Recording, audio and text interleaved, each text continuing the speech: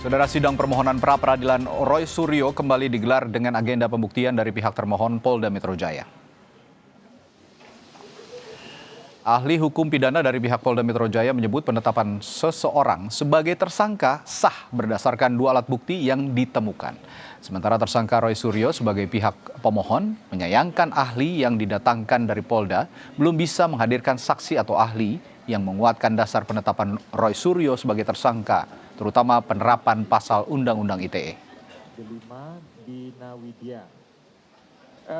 Untuk menetapkan seseorang sebagai tersangka itu kan hanya dengan dua alat bukti.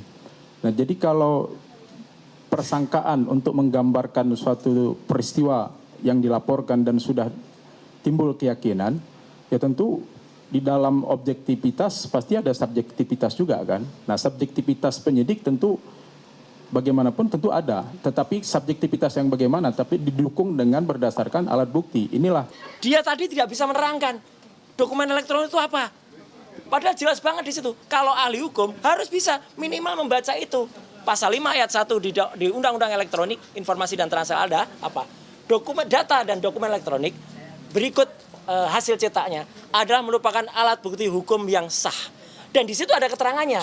Itu harus bisa tidak hanya print out dalam naskah, tapi harus bisa diakses secara langsung.